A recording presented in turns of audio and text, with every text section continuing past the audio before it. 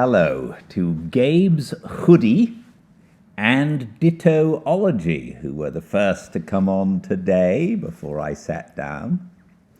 I got dressed up today, sort of a little bit more than normal, because I suddenly thought I should wear kind of what Sherlock Holmes has, and I have my father to thank for that, because this is the suit he got married in.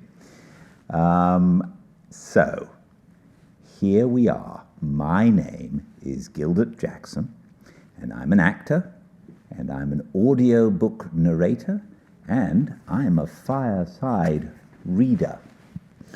I read here at Fireside Reading classic old books to you while I just sit in front of the fire, just like they did in the old days. And the idea is that it will be a little companionship, a little port in the storm. And we've been a bit stormy recently, so I do hope that you enjoy this. You find a little peace in this, a little harbor of refuge. I certainly enjoyed doing it very much, and I'm very glad that you all joined me. Thank you for that. We are reading The Hound of the Baskervilles by Sir Arthur Conan Doyle. And we are on Chapter 7. Now, in Chapter 6, Watson went with Sir Henry and Dr. Mortimer in a train to Baskerville Manor. Baskerville Hall, actually. Now, Holmes said he had other business to attend to in town, and for some reason Holmes didn't come too, which is highly strange. Well, maybe he'll come down a little later. When they got there, on the way, they saw the more a strange, foreboding, craggy place. Not a very pleasant place to be. And then they got to the hall.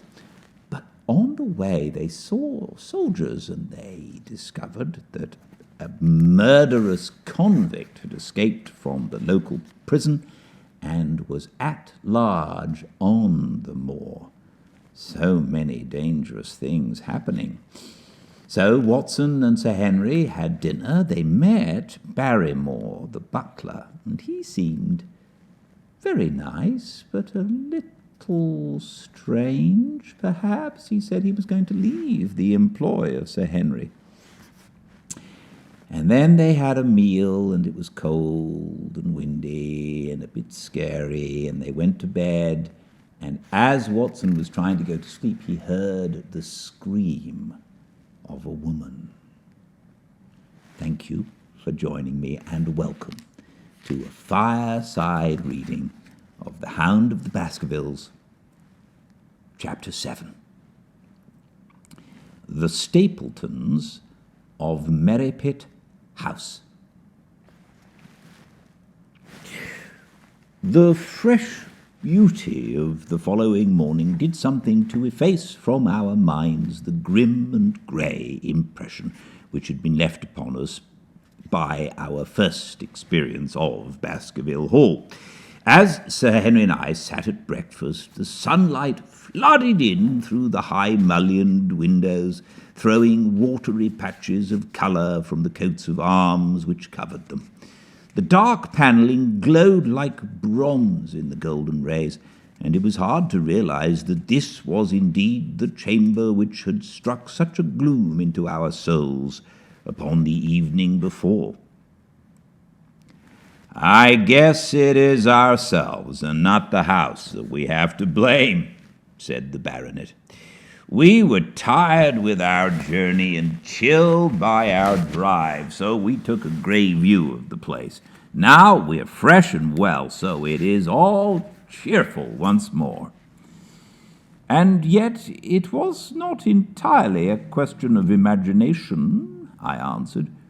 "Did you, for example, happen to hear someone, a woman, I think, sobbing in the night?" "That is curious, for I did, when I was half asleep, fancy that I heard something of the sort. I waited quite a time, but there was no more of it, so I concluded that it was all a dream. I heard it distinctly, and I am sure that it was really the sob of a woman. We must ask about this right away. He rang the bell and asked Barrymore whether he could account for our experience. It seemed to me that the pallid features of the butler turned a shade paler still as he listened to his master's question. "There are only 2 women in the house, Sir Henry," he answered. "One is the scullery maid who sleeps in the other wing. The other is my wife, and I can answer for her that the sound could not have come from her." And yet he lied, as he said it, for it chanced that after breakfast I met Mrs. Barrymore in the long corridor with the sun full upon her face. She was a large, impassive, heavy-featured woman with a stern, set expression of mouth, but her telltale eyes were red and glanced at me from between swollen lids. It was she, then, who wept in the night, and if she did so, her husband must know it. Yet he had taken the obvious risk of discovery in declaring that it was not so. Why had he done this? And why did she weep so bitterly? All round this pale-faced, handsome, black-bearded man there was gathering an atmosphere of mystery and of gloom. It was he who had been the first to discover the body of Sir Charles, and we had only his word for all the circumstances which led up to the old man's death. Was it possible that it was Barrymore, after all, whom we had seen in the cab in Regent Street? The beard might well have been the same. The cabman had described a somewhat shorter man, but such an impression might easily have been erroneous. How could I settle the point forever? Obviously, the first thing to do was to see the Grimpen postmaster and find whether the test telegram had really been placed in Barrymore's own hands. Be the answer what it might, I should at least have something to report to Sherlock Holmes. Sir Henry had numerous papers to examine after breakfast, so that the time was propitious for my excursion. It was a pleasant walk of 4 miles along the edge of the moor, leading me at last to a small grey hamlet in which 2 larger buildings, which proved to be the inn and the house of Dr. Mortimer, stood high above the rest. The postmaster, who was also the village grocer, had a clear recollection of the telegram. "Certainly, sir," said he. "I had the telegram delivered to Mr. Barrymore exactly as directed." "Who delivered it?" "My boy here. James, you delivered that telegram to Mr. Barrymore at the Hall last week, did you not?" "Yes, father, I delivered it." "Into whose hands? Into his own hands?" I asked. "Well, he was up in the loft at the time, so that I could not put it into his own hands, but I gave it to Mrs. Barrymore's hands, and she promised to deliver it at once." "Did you see Mr. Barrymore?" "No, sir, I tell you he was in the loft." "If you didn't see him, how did you know he was in the loft?" "Well, surely his own wife ought to know where he is," said the postmaster testily. "Didn't he get the telegram? If there is any mistake in it, it is for Mr. Barrymore himself to complain." It seemed hopeless to pursue the inquiry any farther, but it was clear that in spite of Holmes's ruse, we had no proof that Barrymore had not been in London all the time. Suppose that it were so. Suppose that the same man had been the last who had seen Sir Charles alive, and the first to dog the new heir when he returned to England. What then? Was he the agent of others, or had he some sinister design of his own? What interest could he have in persecuting the Baskerville family? I thought of the strange warning clipped out of the leading article of the Times. Was that his work, or was it possibly the doing of someone who was bent upon counteracting his schemes? The only conceivable motive was that which had been suggested by Sir Henry, that if the family could be scared away, a comfortable and permanent home would be secured for the Barrymores. But surely such an explanation as that would be quite inadequate to account for the deep and subtle scheming which seemed to be weaving an invisible net round the young baronet.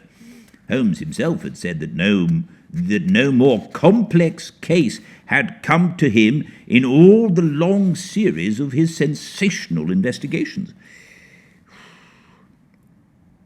I prayed as I walked along the grey, lonely road that my friend might soon be freed from his preoccupations and able to come down to take this heavy burden of responsibility from my shoulders.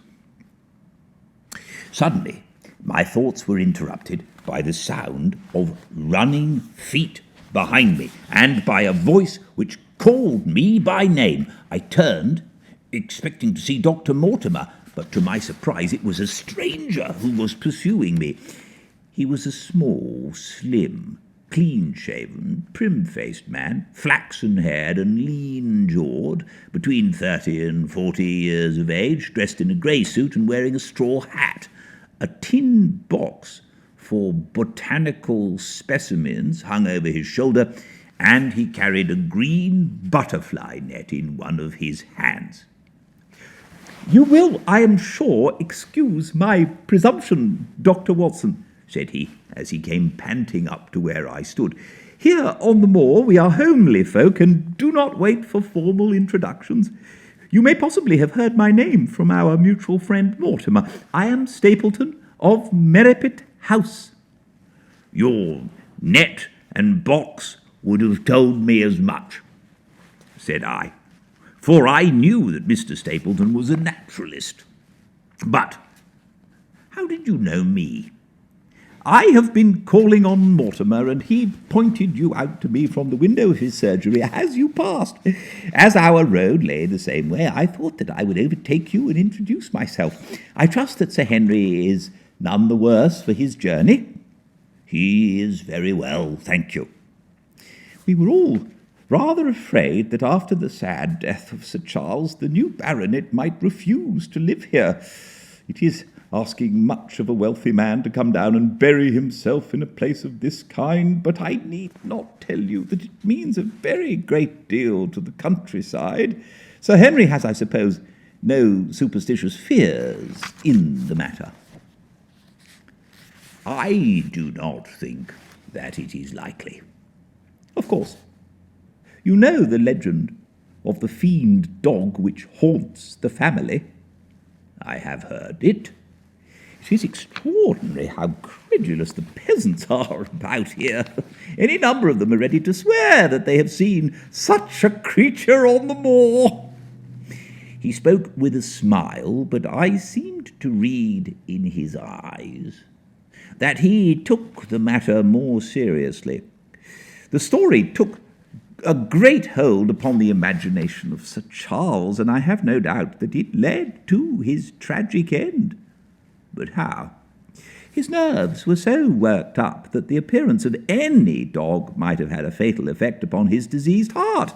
I fancy that he really did see something of the kind upon that last night in the yew alley. I feared that some disaster might occur, for I was very fond of the old man, and I knew that his heart was weak." "How did you know that?" "My friend Mortimer told me." "You think, then, that some dog pursued Sir Charles, and then he died of fright in consequence? Have you any better explanation?" "I have not come to any conclusion." "Has Mr. Sherlock Holmes?" The words took away my breath for an instant, but a glance at the placid face and steadfast eyes of my companion showed that no surprise was intended. "It is useless for us to pretend that we do not know you, Dr. Watson," said he. "The records of your detective have reached us here, and you could not celebrate him without being known yourself. When Mortimer told me your name, he could not deny your identity. If you are here, then it follows that Mr. Sherlock Holmes is interesting himself in the matter, and I am naturally curious to know what view he may take." "I am afraid that I cannot answer that question." "May I ask if he is going to honour us with a visit himself?" "He cannot leave town at present. He has other cases which engage his attention." "What a pity! He might throw some light on that which is so dark to us. But as to your own researches, if there is any possible way in which I can be of service to you, I trust that you will command me. If I had any indication of the nature of your suspicions, or how you propose to investigate the case, I might perhaps even now give you some aid or advice." "I assure you that I am simply here upon a visit to my friend Sir Henry, and that I need no help of any kind." "Excellent," said Stapleton. "You are perfectly right to be wary and discreet. I am justly reproved for what I feel was an unjustifiable intrusion, and I promise you that I will not mention the matter again." We had come to a point where a narrow grassy path struck off from the road and wound away across the moor. A steep, boulder-sprinkled hill lay upon the right, which had in bygone days been cut into a granite quarry. The face, which was turned towards us, formed a dark cliff with ferns and brambles growing in its niches. From over a distant rise there floated a grey plume of smoke. "A moderate walk along the moor path brings us to Merripit Hall," said he. "Perhaps you will spare an hour, that I may have the pleasure of introducing you to my sister." My first thought was that I should be by Sir Henry's side, but then I remembered the pile of papers and bills which his study table was littered with. It was certain that I could not help with those, and Holmes had expressly said that I should study the neighbours upon the moor. I accepted Stapleton's invitation, and we turned together down the path. "It is a wonderful place, the moor," said he, looking round over the undulating downs, long green rollers with crests of jagged granite foaming up in fantastic surges. "You never tire of the moor. You cannot think the wonderful secrets which it contains. It is so vast and so barren and so mysterious." "You know it well, then?" "I have only been here 2 years. The residents would call me a newcomer. We came shortly after Sir Charles settled, but my tastes led me to explore every part of the country round, and I should think that there are few men who know it better than I do." "Is it hard to know?" "Very hard. You see, for example, this great plain to the north here, with the queer hills breaking out of it. Do you observe anything remarkable about that?" "It would be a rare place for a gallop." "You would naturally think so, and the thought has cost several their lives before now. You notice those bright green spots scattered thickly over it?" "Yes, they seem more fertile than the rest." Stapleton laughed. "That is the great Grimpen Mire," said he. "A false step yonder means death, to man or beast. Only yesterday I saw one of the moor ponies wander into it. He never came out.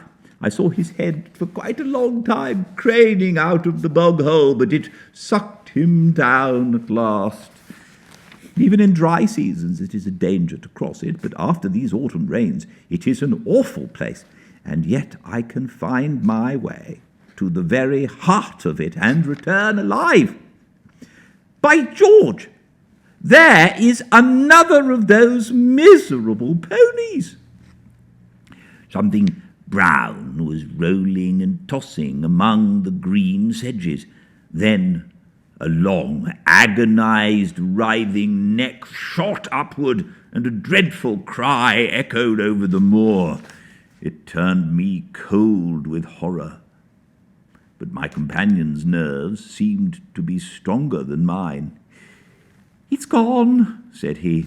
"The mire has him, in 2 days, and many more, perhaps, for they get in the way of going there in the dry weather and never know the difference until the mire has them in its clutches. It is a bad place, the great Grimpen mire." "And you say you can penetrate it?" "Yes, there are only 1 or 2 paths which a very active man can take. I have found them out." "But why should you wish to go into so horrible a place?" "Well, you see the hills beyond. They are really islands cut off on all sides by the impassable mire which has crawled round them in the course of years. That is where the rare plants and the butterflies are, if you have the wit to reach them." "I shall try my luck some day." He looked at me with a surprised face. "For God's sake, put such an idea out of your mind," said he. "Your blood would be upon my head. I assure you that there would not be the least chance of your coming back alive. It is only by remembering certain complex landmarks that I am able to do it." "Hello!" I cried. "What is that?" A long, low moan, indescribably sad, swept over the moor. It filled the whole air, and yet it was impossible to say whence it came. From a dull murmur it swelled into a deep roar, and then sank back into a melancholy throbbing murmur once again. Stapleton looked at me with a curious expression in his face. "Queer place, this moor," said he. "But what is it?" "The peasants say it is the Hound of the Baskervilles, calling for its prey. I've heard it once or twice before, but never quite so loud." I looked round with a chill of fear in my heart at the huge, swelling plain mottled with the green patches of rushes. Nothing stirred over the vast expanse save a pair of ravens which croaked loudly from a tor behind us. "You are an educated man. You don't believe such nonsense as that," said I. "What do you think is the cause of so strange a sound?" "Bogs make queer noises sometimes. It's the mud settling or the water rising or something." No, that was a living voice." "Well, perhaps it was. Did you ever hear a bittern booming?" "No, I never did. It's a very rare bird, practically extinct in England now, but all things are possible upon the moor. Yes, I should not be surprised to learn that what we have heard is the cry of the last of the bitterns. It's the weirdest, strangest thing that ever I heard in my life." "Yes, it's rather an uncanny place altogether. Look at the hillside yonder. What do you make of those?" The whole steep slope was covered with grey, circular rings of stone, a score of them at least. "What are they? Sheep pens?" "No, they are the homes of our worthy ancestors. Prehistoric man lived thickly on the moor, and as no one in particular has lived there since, we find all his little arrangements exactly as he left them. These are his wigwams with the roofs off. You could even see his hearth and his couch if you had the curiosity to go inside. But it is quite a town. When was it inhabited? Neolithic man. No date. What did he do? He grazed his cattle on these slopes, and he learned to dig for tin when the bronze sword began to supersede the stone axe. Look at the great trench in the opposite hill. That is his mark. Yes, you will find some very singular points about the moor, Dr. Watson. Oh, excuse me an instant. It is surely Cyclopedes. A small fly, or moth, had fluttered across our path, and in an instant Stapleton was rushing with extraordinary energy and speed in pursuit of it. To my dismay, the creature flew straight for the great mire, and my acquaintance never paused for an instant, bounding from tuft to tuft behind it, his green net waving in the air. His grey clothes and jerky, zigzag, irregular progress made him not unlike some huge moth himself. I was standing watching his pursuit with a mixture of admiration for his extraordinary activity and fear lest he should lose his footing in the treacherous mire, when I heard the sound of steps, and turning round, found a woman near me upon the path. She had come from the direction in which the plume of smoke indicated the position of Merripit House, but the dip of the moor had hid her until she was quite close. I could not doubt that this was the Miss Stapleton of whom I had been told, since ladies of any sort must be few upon the moor, and I remembered that I had heard someone describe her as being a beauty. The woman who approached me was certainly that, and of a most uncommon type. There could not have been a greater contrast between brother and sister, for Stapleton was neutral-tinted with light hair and grey eyes, while she was darker than any brunette whom I have seen in England, slim, elegant, and tall. She had a proud, finely cut face, so regular that it might have seemed impassive were it not for the sensitive mouth and the beautiful dark, eager eyes. With her perfect figure and elegant dress, she was indeed a strange apparition upon a lonely moorland path. Her eyes were on her brother as I turned, and then she quickened her pace towards me. I raised my hat and was about to make some explanatory remark when her own words turned all my thoughts into a new channel. "Go back," she said. "Go straight back to London, instantly." I could only stare at her in stupid surprise. Her eyes blazed at me, and she tapped the ground impatiently with her foot. "Why should I go back?" I said. "I cannot explain." She spoke in a low, eager voice, with a curious lisp in her utterance. "But for God's sake, do what I ask you. Go back, and never set foot upon the moor again." "But I've only just come." Man, she cried, "can you not tell when a warning is for your own good? Go back to London. Start tonight. Get away from this place, at all costs. Hush! My brother is coming. Not a word of what I have said." "Would you mind getting that orchid on the moor for me, among the mare's tails yonder? We are very rich in orchids on the moor, though of course you are rather late to see the beauties of the place." Stapleton had abandoned the chase and came back to us, breathing hard and flushed with his exertions. "Hello, Beryl," said he. and it seemed to me that the tone of his greeting was not altogether a cordial one. "Well, Jack, you are very hot." "Yes, I was chasing Cyclopades. He is very rare and seldom found in the late autumn.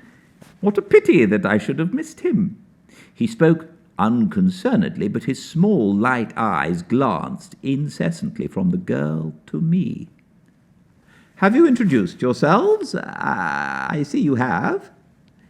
"Yes, I was telling Sir Henry that it was rather late for him to see the true beauties of the moor." "Why, who do you think this is?" "I imagine that it must be Sir Henry Baskerville." No, said I. "Only a humble commoner.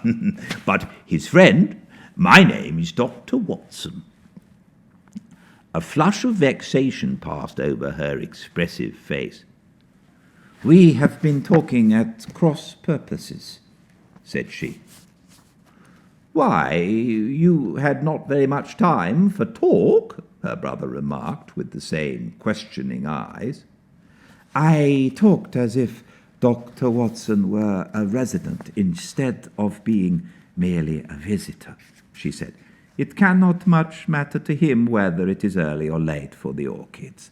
But you will come on, will you not, and see Merripit House?"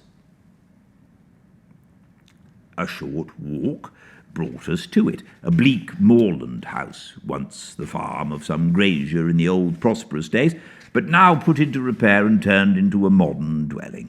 An orchard surrounded it, but the trees, as is usual upon the moor, were stunted and nipped, and the effect of the whole place was mean and melancholy. We were admitted by a strange, wizened, rusty-coated old man-servant who seemed in keeping with the house. Inside, however, there were large rooms furnished with an elegance in which I seemed to recognize the taste of a lady. As I looked from their windows at the interminable granite-flecked moor rolling unbroken to the farthest horizon, I could not but marvel at what could have brought this highly educated man and this beautiful woman to live in such a place. "Queer spot to choose, is it not?" said he, as if in answer to my thought. "And yet we manage to make ourselves fairly happy, do we not, Beryl?" "Quite happy," said she, but there was no ring of conviction in her words. "I had a school," said Stapleton. "It was in the North Country.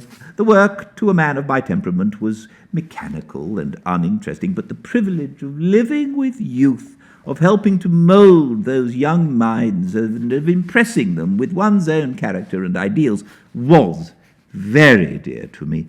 However, the fates were against me. A serious epidemic broke out in the school, and 3 of the boys died. I never recovered from the blow, and much of my capital was irretrievably swallowed up. And yet, if it were not for the loss of the charming companionship of the boys, I could rejoice over my own misfortune, for with my strong tastes for botany and zoology, I find an unlimited field of work here, and my sister is as devoted to nature as I am. All this, Dr. Watson, has been brought upon your head by your expression as you surveyed the moor out of our window." "It certainly did cross my mind that it might be a little dull, less for you, perhaps, than for your sister." No, I am never dull," said she, quickly. "We have books, we have our studies, and we have interesting neighbours. Dr. Mortimer is a most learned man in his own line. Poor Sir Charles was also an admirable companion. We knew him well, and miss him more than I can tell. Do you think that I should intrude if I were to call this afternoon and make the acquaintance of Sir Henry?" "I am sure that he would be delighted." "Then perhaps you would mention that I propose to do so. we may, in our humble way, do something to make things more easy for him until he becomes accustomed to his new surroundings. Will you come upstairs, Dr. Watson, and inspect my collection of Lepidoptera? I think it is the most complete one in the south-west of England. By the time that you have looked through them, lunch will be almost ready. But I was eager to get back to my charge. The melancholy of the moor, the death of the unfortunate pony, the weird sound which had been associated with the grim legend of the Baskervilles, all these things tinged my thoughts with sadness. Then, on the top of these more or less vague impressions, there had come the definite and distinct warning of Miss Stapleton, delivered with such intense earnestness that I could not doubt that some grave and deep reason lay behind it. I resisted all pressure to stay for lunch and set off at once upon my return journey, taking the grass-grown path by which we had come. It seems, however, that there must have been some shortcut for those who knew it, for before I had reached the road I was astounded to see Miss Stapleton sitting upon a rock by the side of the track. Her face was beautifully flushed with her exertions, and she held her hand at her side. "I have run all the way in order to cut you off, Dr. Watson," said she. "I had not even time to put on my hat. I must not stop, or my brother may miss me. I want to say to you how sorry I am about the stupid mistake I made in thinking that you were Sir Henry. Please don't forget the words I said, which have no application whatever to you." "But I can't forget them, Miss Stapleton," said I. "I am Sir Henry's friend, and his welfare is a very close concern of mine. Tell me why it was that you were so eager that Sir Henry should return to London." "A woman's whim, Dr. Watson. When you know me better, you will understand that I cannot always give reasons for what I say or do." No. I remember the thrill in your voice. I remember the look in your eyes. Please, be frank with me, Miss Stapleton, for ever since I have been here, I have been conscious of shadows all round me. Life has become like that great grimpen mire with little green patches everywhere into which one may sink and with no guide to point the track. Tell me then what it was that you meant, and I will promise to convey your warning to Sir Henry. An expression of irresolution passed for an instant over her face, but her eyes had hardened again when she answered me. "You make too much of it, Dr. Watson," said she. "My brother and I were very much shocked by the death of Sir Charles. We knew him very intimately, for his favourite walk was over the moor to our house.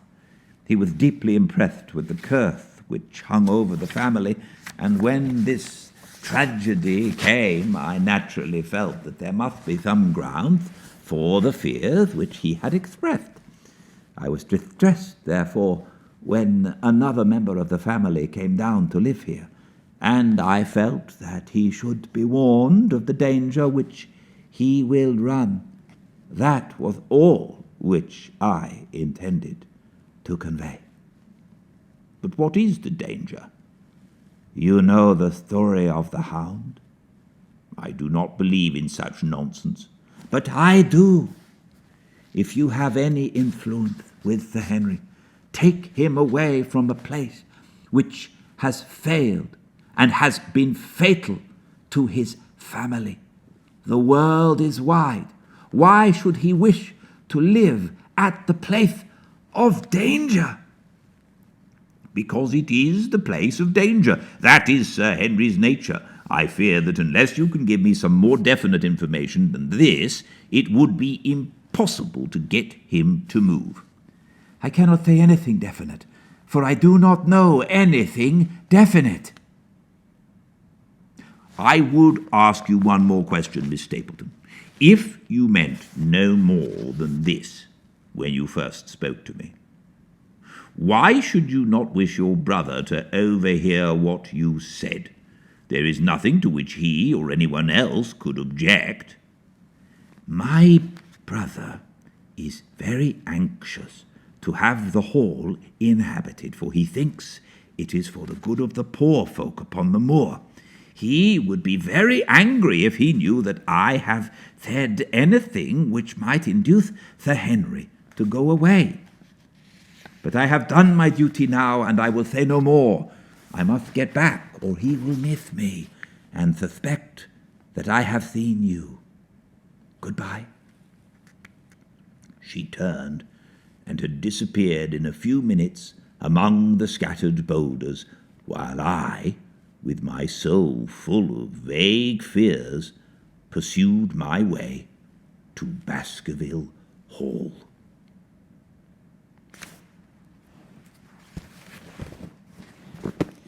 Thank you all so much for joining me. I hope this helps everyone find a little peace. And I look forward to seeing you all tomorrow at the same time for the next Fireside Reading chapter of The Hound of the Baskervilles. Until then, please be very well.